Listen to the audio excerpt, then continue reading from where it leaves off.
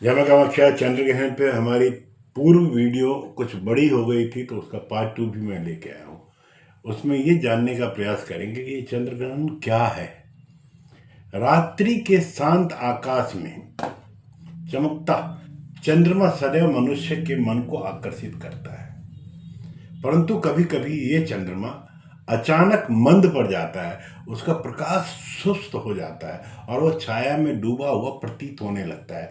यही क्षण है जिसे हम चंद्र ग्रहण कहते हैं। विज्ञान क्या कहता है? हम जानते हैं कि चंद्रमा पृथ्वी का उपग्रह है जो लगातार पृथ्वी का चक्कर लगाता है। पृथ्वी स्वयं सूर्य का चक्कर लगाती है और अपने अक्ष पर घूमती है। हर महीने चंद्रमा पृथ्वी की परिक्रमा तो करता है, पर सब समय ग्रहण नहीं लगता, क्योंकि चंद्रमा की कक्षा कुछ या थोड़ी झुकी हुई है। लेकिन कुछ विशिष्ट क्षण ऐसे आते हैं जब सूर्य, पृथ्वी और चंद्रमा एक सीध में आ जाते हैं और चंद्रमा और सूर्य के बीच पृथ्वी आ जाती है। इस स्थिति में सूर्य की रोशनी सीधे चंद्रमा तक नहीं पहुंच पाती और चंद्रमा पृथ्वी की छाया में प्रवेश कर जाता है। इसी घटना को चंद्र ग्रहण कहते हैं। अद्भुत बात यह है कि यह समय चंद्रमा हमारे सामने रहता है, लेकिन फिर भी उसका प्रकाश मंद हो जाता है। विज्ञान इसे एक प्राकृतिक खगोलीय संयोग मानता है, जबकि आध्यात्म इसे ऊर्जा परिवर्तन का क्षण मानता है। चंद्र ग्रहण के प्रकार जो है, प्रकृति में की 3 रहस्यमयी छायाएं। चंद्र ग्रहण एक हर बार एक जैसा नहीं होता। यह पृथ्वी की छाया और प्रकाश की स्थिति पर निर्भर करता है। मुख्यतः ये 3 प्रकार से चंद्र ग्रहण माने जाते हैं। पूर्ण चंद्र ग्रहण, यह चंद्र ग्रहण सचमुच देखने योग्य चमत्कार होता है, जब पृथ्वी पूरी तरह से सूर्य के प्रकाश को रोक देती है और पूर्णतः चंद्रमा पृथ्वी की गहरी छाया में आ जाता है।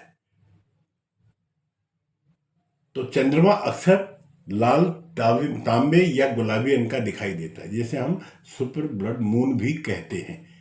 क्यों लाल दिखाई देता है चंद्रमा? विज्ञान के अनुसार पृथ्वी का वायुमंडल सूर्य की लाल किरणों को मोड़कर चंद्रमा पर डालता है। यही वजह है कि ग्रहण के दौरान चंद्रमा में एक अलौकिक, मनमोहक, रहस्यमयी चमक दिखती है। आध्यात्म इसे ऊर्जा परिवर्तन का उच्च क्षण माना गया। आंशिक चंद्र ग्रहण, इस स्थिति में पृथ्वी की छाया का सिर्फ एक हिस्सा चंद्रमा पर पड़ता है। चंद्रमा का कुछ भाग अंधकार में और कुछ भाग प्रकाश में रहता है। यह ग्रहण पूर्ण ग्रहण की तुलना में छोटा, कम प्रभावशाली, परंतु वैज्ञानिक रूप से यह समान रूप से महत्वपूर्ण है। अध्यात्म इसे मध्य प्रभाव वाला ग्रहण मानता है। और उपछाया चंद्र ग्रहण, यह ग्रहण बहुत ही सूक्ष्म होता है। इसमें चंद्रमा पृथ्वी की बाहरी छाया, हल्की छाया, पेनुम्ब्रा में प्रवेश करता है। चंद्रमा का हल्का धुंधलापन दिखाई देता है, जैसे उस पर एक फीकी राख जम गई हो। वैज्ञानिकों के लिए यह वास्तविक ग्रहण है, लेकिन धार्मिक या आध्यात्मिक रूप से इसे ग्रहण नहीं माना जाता, इसलिए इसका सूतक काल भी नहीं लगता। चंद्र ग्रहण जो 2026 का सूतक काल है, सनातन वैदिक परंपरा में ग्रहण को केवल एक खगोलीय घटना नहीं, बल्कि ऊर्जात्मक परिवर्तन का समय भी माना जाता है। इसी कारण सूतक काल का नियम आता है। अभी सूतक लगता कब है? सूतक काल चंद्र ग्रहण से 3 प्रहर लगभग 9 घंटे पहले शुरू हो जाता है और ग्रहण समाप्त होने पर ही इसको समाप्त माना जाता है। इस अवधि में कोई भी शुभ काम नहीं किया जाता। मंदिरों में मूर्तियों को स्पर्श वर्जित है, विवाह जैसे संस्कार वर्जित है, शुभ काम वर्जित है। साधना और जब तक ध्यान की ऊर्जा अत्यंत प्रभावशाली होती है, इसलिए इस समय में आपको साधना या जप ध्यान में लगना है। अब हमारे 2026 का जो चंद्र ग्रहण है, इसमें कब कब सूतक लग रहा है, इसका निर्धारण 2026 चंद्र ग्रहण की तिथियों पर आधार पर किया जाता है। जो डेट्स है उसके आधार पर, यानी कि 2026 में कितने चंद्र ग्रहण होती है, उसकी अवधि क्या होती है, भारत में उसके दृष्टता क्षेत्र क्या है। चंद्र ग्रहण जो है विज्ञान या चमत्कार नहीं, विज्ञान का चमत्कार नहीं है भाई, आध्यात्म का संदेश भी है। चंद्र ग्रहण हमें ये दिखाता है कि हम कितने व्यवस्थित हैं, कि आप ब्रह्मांड कितना व्यवस्थित है, प्रकृति कितनी सटीकता से अपने कार्य को करती है, हमारी परंपराएं खगोल विज्ञान और ऊर्जा विज्ञान में कितनी गहराई से जुड़ी हुई है, चाहे आप इसे वैज्ञानिक दृष्टि से देखें या आध्यात्मिक दृष्टिकोण से देखें। चंद्र ग्रहण मानव अनुभव का एक आकर्षक, शिक्षाप्रद, प्रेरणादायक क्षण है। अब जानिए कि चंद्र ग्रहण कब है। तो 2026 में लगने वाला जो चंद्र ग्रहण की बात करते हैं तो इस साल 2 चंद्र ग्रहण लगेंगे। पहला चंद्र ग्रहण 3 मार्च 2026 को और दूसरा 28 अगस्त 2026 को। इसमें से केवल पहला चंद्र ग्रहण भारत में दृष्टिमान है। जो पहला चंद्र ग्रहण है वही दृष्टिमान है। इसमें 3 फागुन मास के शुक्ल पक्ष में 3 मार्च को जो लग रहा है उसमें सूतक आरंभ होगा 15:20 अर्थात 3:20 दोपहर से 18:23 तक ये समय रहेगा आपका ग्रहण का, चंद्र ग्रहण का। और ये पश्चिम Asia, Pakistan, Afghanistan, Iran, Iraq आदि देशों में लगभग संपूर्ण एशिया में, न्यूजीलैंड, ऑस्ट्रेलिया, अटलांटिका, उत्तरी अमेरिका में दृष्टिमान होगा। मित्रों, चंद्र ग्रहण अपने आप में एक आयाम है ऊर्जा का। यह चंद्र ग्रहण भारत में दृष्टिमान होगा, इसलिए चंद्र ग्रहण का जो धार्मिक प्रभाव भी होगा और इसका सूतक काल भी प्रभावशाली होगा। 3 मार्च 2026 को प्रातः 6:20 से आपके ग्रहण समाप्ति तक सूतक काल लगा होगा। ग्रहण मोक्ष के उपरांत चंद्रमा का दर्शन करना, तर्पण करने के बाद में धार्मिक कार्यक्रम ही संपादित किए जा सकते हैं। ऐसा करने से आपको लाभ होगा। चंद्र ग्रहण ये जो चंद्र ग्रहण है फाल्गुनी, पूर्व फाल्गुनी नक्षत्र सिंह राशि में घटित होगा। इसलिए सिंह राशि के वालों के लिए, पूर्व फाल्गुनी नक्षत्र के जातकों के लिए विशेष रूप से कष्टकारी साबित होगा। इसके लिए विशेष रूप से सिंह राशि के जातकों को दान, जप और पाठ करना होगा। इस ग्रहण के प्रभाव में मेष राशि वालों के लिए भागदौड़ बढ़ेगी, खर्चों में अधिकता दिखाई देगा। वृषभ राशि के जातकों के कार्यों में सफलता प्राप्त होगी, धन का लाभ के योग बनेंगे। मिथुन राशि के जातकों के जीवन में प्रगति होगी, उनके उत्साह में बढ़ोतरी और पुरुषार्थ बढ़ने के साथ साथ वह मेहनत के लिए भी आगे आएंगे। कर्क राशि के जातकों के लिए धन संबंधी हानि पड़ सकती उठानी, आपको खर्चे भी बढ़ेंगे, यात्राओं की संख्या बढ़ सकती है। सिंह राशि में चंद्र ग्रहण घटित होने से आपको शारीरिक कष्ट, चोट लगने और भय, धन परेशानी, धन संबंधित परेशानियां आ सकती है। कन्या राशि के जातकों को परेशानी और कार्यों में रुकावट तथा धन हानि का सामना करना पड़ सकता है। तुला राशि के जातकों को विभिन्न प्रकार का लाभ, धन और सुख की प्राप्ति के योग बनते हैं। वृश्चिक राशि के जातकों का शारीरिक कष्ट, मानसिक चिंता, अवांछनीय भय और संघर्ष करने का स्थिति में सामना करना पड़ सकता है। वहीं धनु राशि के जातकों को संतान संबंधी परेशानियां आ सकती है। मकर राशि के जातकों का दुर्घटना और विरोधियों का भय बनेगा, खर्चों में अधिकता देखने को मिल सकती है जिसकी वजह से आप परेशान होंगे। कुंभ राशि के जातकों को जीवन साथी से संबंधित कष्ट का सामना करना पड़ सकता है। वहीं मीन राशि के जातकों को शारीरिक रोग, गुप्त चिंताएं बनते हुए कार्यों में अड़चने परेशान कर सकती है। सिंह राशि और पूर्व फाल्गुनी नक्षत्र होने के कारण स्त्रियों को, क्रय विक्रय करने वाले जातकों को तथा शिल्प कला से संबंधित लोगों को परेशानियां उठानी पड़ सकती है। मंगलवार के दिन यह चंद्र ग्रहण होने के कारण अग्निकांड और चोरों का भय बन सकता है।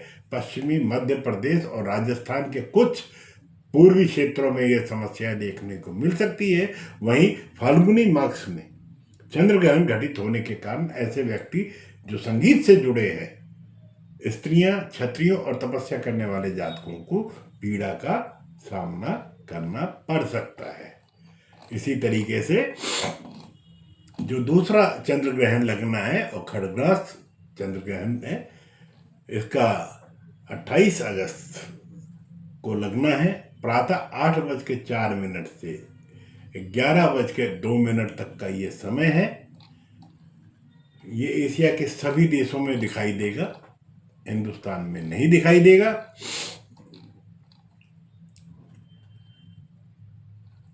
इसमें भारत में इसका सूतक का कोई प्रभाव नहीं है, कोई मान्य नहीं होगा। यह ग्रहण कुंभ राशि शतभिषा नक्षत्र में लगेगा। जो ये ग्रहण खड़ग्रास चंद्र ग्रहण श्रावण मास के शुक्ल पक्ष पूर्णिमा तिथि को शुक्रवार के दिन 28 अगस्त 2026 को लगने वाला है। यह ग्रहण भारत में दृष्टमान नहीं है, इसलिए इसका कोई सूतक मान्य नहीं होगा, ना ही इसका कोई धार्मिक प्रभाव होगा। इसलिए इस ग्रहण के दौरान आप अपने सभी कार्य निर्विरोध रूप से संपादित कर सकते हैं। चंद्र ग्रहण के दौरान करने वाले कुछ उपायों के बारे में। विज्ञान अध्यात्म का एक सुंदर संगम है साहब। चंद्र ग्रहण केवल एक खगोलीय घटना नहीं, ये प्रकृति का वह क्षण है जब ब्रह्मांड की ऊर्जाएं अत्यधिक सक्रिय हो जाती है। सूर्य, पृथ्वी और चंद्रमा एक सीध में आ जाते हैं। इस ऊर्जा संरेखन को भारतीय आध्यात्म में विशेष आध्यात्मिक अवसर के रूप से देखा गया है। वैज्ञानिक दृष्टिकोण से चंद्र ग्रहण एक प्राकृतिक घटना है, लेकिन आध्यात्म कहता है कि इस दौरान हमारे मन, भावनाओं, ऊर्जा चक्रों पर चंद्रमा का प्रभाव अधिक होता है। इसलिए इस समय किया गया जाप, साधना, दान सामान्य दिनों की तुलना में अधिक फलदायी माना जाता है। अब चंद्र ग्रहण के दौरान क्या करें? चंद्र ग्रहण का स्पर्श आरंभ से लेकर मोक्ष प्राप्ति तक, समाप्ति तक चलने वाली अवधि को सूतक काल कहते हैं। इस समय ऊर्जा संवेदनशील होने के कारण आध्यात्मिक अभ्यास के लिए सबसे उपयुक्त माना जाता है। यह केवल परंपराओं पर आधारित नहीं है, बल्कि मन, मानसिक ऊर्जा, चंद्र तत्व से जुड़े वैज्ञानिक सिद्धांतों को से भी सामंजस्य रखते हैं। भगवान का भजन, ध्यान और जप मन को स्थिर करने के लिए। सूतक काल में वातावरण में नकारात्मक आयाम बढ़ने लगते हैं। ऐसे समय में मंत्र जप मन को स्थिर करता है, सकारात्मक ऊर्जा पैदा करता है। भजन, ध्यान और शांति पाठ आपके मानसिक तनाव और भय को, चिंता कम करते हैं। चंद्र मंत्र का जाप करें, क्योंकि चंद्र ऊर्जा सबसे अधिक सक्रिय होगी। चंद्रमा मन, भावना और जल तत्वों का कारक है। ग्रहण के दौरान आप इनका प्रभाव अनिश्चित हो जाता है, इसलिए आप ओम, सोम, सोमाय नमः या अन्य चंद्र मंत्रों का जाप मानसिक शांति और भावनात्मक संतुलन और स्वास्थ्य में सुधार लाने के लिए करें। राहु और केतु मंत्र का जाप, छायादान, ग्रहों से शांति मिलती है। छाया ग्रहों से शांति मिलती है। चंद्र ग्रहण में राहु केतु का प्रभाव प्रमुख होता है, इसलिए उनके मंत्रों को जाप और तद अनुसार वस्तु का दान विशेष लाभ देता है। यह जीवन में बाधाएं, असफलताएं और अनचाही रुकावटों को कम करता है। ग्रहण के उपरांत स्नान करके ऊर्जा की शुद्धि करो। प्राचीन ग्रंथों में भी ग्रहण के तुरंत बाद स्नान को अनिवार्य माना गया है। विज्ञान कहता है कि स्नान त्वचा और वातावरण में सूक्ष्म कीटाणुओं को हटाता है। स्नान के बाद में भगवान की मूर्ति का शुद्धिकरण करें। घर में गंगा जल का छिड़काव करें, ताकि आपके घर का सकारात्मक ऊर्जा बढ़ जाए। महामृत्युंजय मंत्र बीमारियों से मुक्ति के लिए, अगर कोई व्यक्ति गंभीर या असाध्य बीमारी से पीड़ित है तो चंद्र ग्रहण के दौरान आप महामृत्युंजय का जाप करें। यह बहुत तेजी से और बहुत गति से आपको फल देगा।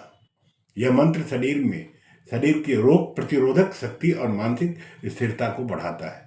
हनुमान चालीसा, बजरंग बाण, विपत्ति और शत्रु निवारण हेतु, यदि जीवन में आपके कोई भी संकट या बाधाएं हैं या शत्रुकृत परेशानियां हो तो ग्रहण के दौरान हनुमान चालीसा और बजरंग बाण का पाठ अत्यंत प्रभावी माना गया है। यह नकारात्मक शक्तियों से आपकी रक्षा करता है। मंत्र सिद्धि का उत्तम समय है। यह वो समय है ग्रहण का जब मंत्रों की कंपन शक्ति कई गुना बढ़ जाती है। जिस मंत्र को केवल आप सिद्ध करना चाहते हैं उसका आप इस काल में निरंतर जाप करें। यह समय वह होता है कि साधना तेज से गति में परिणाम देता है। शनि दोष से राहत लेने के लिए शनि मंत्र का जाप करें। अगर आप शनि की ढैया या शनि की साढ़े सती से प्रभावित है तो इस ग्रहण के समय आप शनि मंत्र का जाप आपको बेहद लाभ देगा। मांगलिक दोष है तो सुंदरकांड का ग्रहण के मोक्ष के बाद सुंदरकांड का पाठ करने से मांगलिक दोष में शांति मिलती है। दान और ऊर्जा का संतुलन अंतिम क्षण में होता है। चंद्र ग्रहण के बाद दान करना अत्यंत शुभ माना गया। दान से राहु केतु के दोष शांत होते हैं मित्रों। दान क्या करना? काला तिल, काले वस्त्र, उड़द, आटा, चावल, दाल, सत्य, नजा, श्वेत वस्त्र, इनका दान विशेष रूप से फल देता है। लेकिन संकल्प आपको दान का ग्रहण काल में ही ले। पवित्र नदियों में स्नान करना यदि संभव हो तो सूतक काल में या ग्रहण के तुरंत बाद नदी में स्नान करें। यह ऊर्जा शुद्धि और मानसिक शांति दोनों को प्रदान कराता है। नवग्रह मंत्र, गायत्री मंत्र या अन्य स्रोत यदि किसी विशेष उद्देश्य के लिए जाप न करना चाहें तो नवग्रह मंत्र का जाप करें, गायत्री मंत्र का जाप करें, महामृत्युंजय मंत्र का जाप करें। सर्वोत्तम और सर्वभाविक माने गए हैं। आप दुर्गा चालीसा भी पढ़ सकते हैं, विष्णु सहस्त्र नाम भी पढ़ सकते हैं, श्रीमद् भगवत गीता भी, श्री राम रक्षा स्तोत्र भी। यह आपके घर में दिव्य ऊर्जा संचार करेंगे। ग्रहण के बाद ताजा भोजन बनाकर खाना खिलाना। मोक्ष के बाद मतलब ग्रहण के उपरांत ताजी रसोई और परिवार या जो परिवारजनों को खाना खिलाना शुभ होता है। इससे घर में समृद्धि और सौभाग्य बढ़ाता है। गर्भवती महिलाओं को विशेष क्या करना है? गर्भवती महिलाओं पर चंद्रमा का प्रभाव अधिक होता है, इसलिए पेट पर गेरू से स्वास्तिक बनाएं, सिर पर पल्ला रखें, हो सके तो उस पर स्वास्तिक से ओम बनाएं। यह शुभ कंपन पॉजिटिव वाइब्रेशन देता है। कुसा या तुलसी दल का प्रयोग करें। सूतक शुरू होने से पहले भोजन और पेय में तुलसी दल या कुसा रखते। यह जीवन दायिनी और ऊर्जा संतुलन सुरक्षित करने के लिए माना जाता है। चंद्र ग्रहण के दौरान भूल कर भी यह काम न करें, कोई भी नया या शुभ काम न करें। ऊर्जा असंतुलित होने के कारण यह समय शुभ कार्यों के लिए अनुकूल नहीं है। भोजन पकाना व खाना भी नहीं चाहिए। ग्रहण की किरणें भोजन में सूक्ष्म परिवर्तन लाती है, इससे बचें। दाम्पत्य संबंध ऊर्जा असंगति के कारण यह अनुचित माना गया है। मूर्ति का स्पर्श करना भी उचित नहीं है। मंदिरों में प्रवेश और मूर्ति पूजन से बचें। तुलसी के पौधे को न छुएं। तुलसी अत्यंत संवेदनशील ऊर्जा ग्रहण करती है। धारदार वस्तुओं का प्रयोग न करें।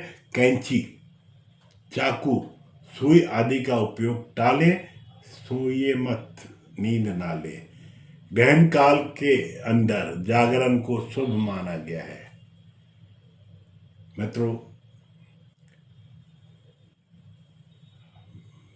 राहु का जाप,